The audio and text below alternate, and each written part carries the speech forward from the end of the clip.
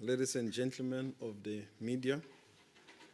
It is my great honor to address you today at the 12th South Africa-Germany Binational Commission.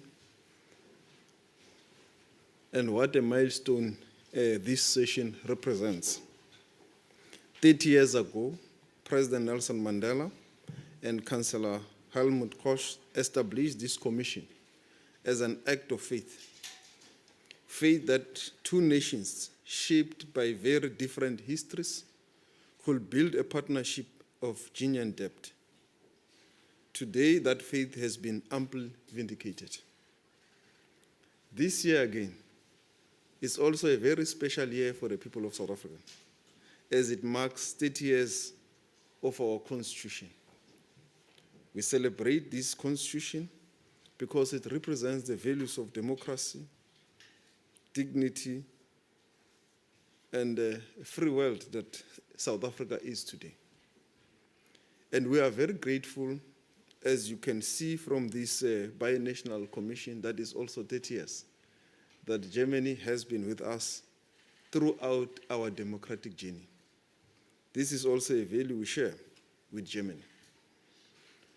Minister van der Poel and I have had candid, wide-ranging and productive discussions on bilateral cooperation, on the state of our world, and on the role our two countries can play in making it more stable, more just, and more prosperous.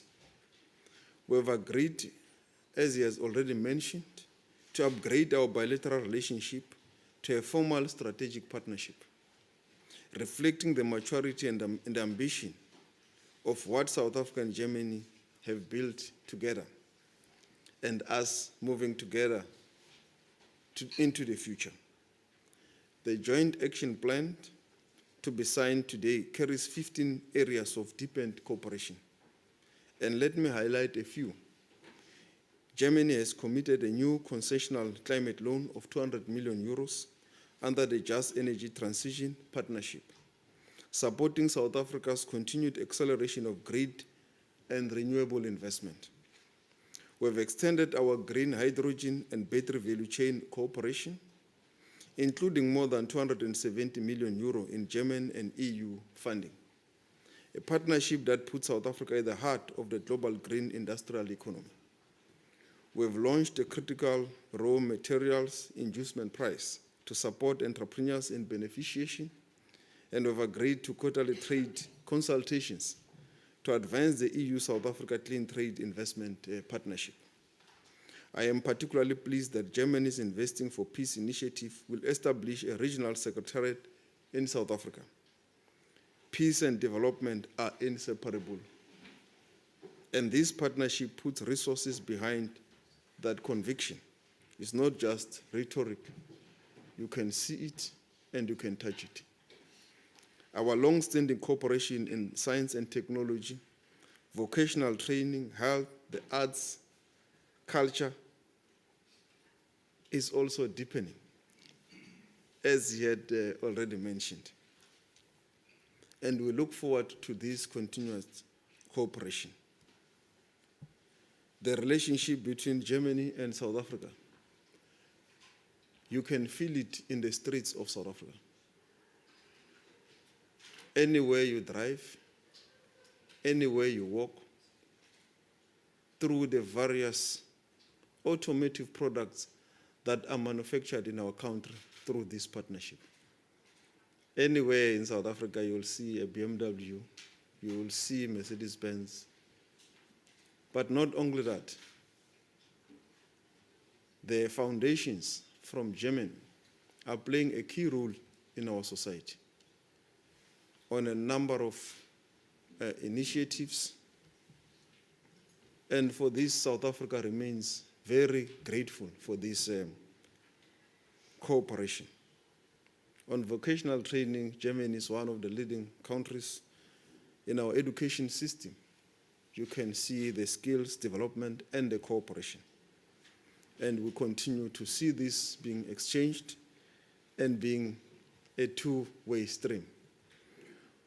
And we also understand the evolution in the automotive sector And we are saying to Germany, let's hold hands together, evolve together with the evolving dynamic in the automotive sector through research and development, through cutting-edge technology, quantum advancement that will continue to build this partnership. On geopolitical issues,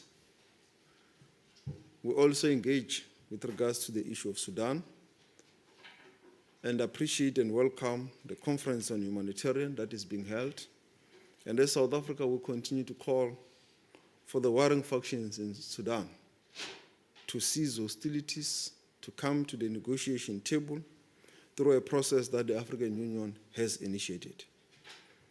On the Middle East and Ukraine and the reform of international institutions, we also spoke frankly. And I know that we do not agree on every issue, but we had engaged as genuine partners with mutual respect and a shared commitment to international law. With regards to the Middle East and South Africa, we continue to call for cessation of hostilities and for the current ceasefire to hold on the strike of the US and Israel into Iran. We have condemned this as violation of Article 2.4 of the UN Charter. And we have similarly condemned Iran's retaliatory attacks on the Gulf countries, in particular where there was no evidence that the attacks emanated from such Gulf countries as a violation too of international law. And we'll continue to call for peace in the Eastern DRC and many parts of our continent, including on the Russia-Ukraine war. And we look forward to continue to work with Germany to build peace and friendship across the globe.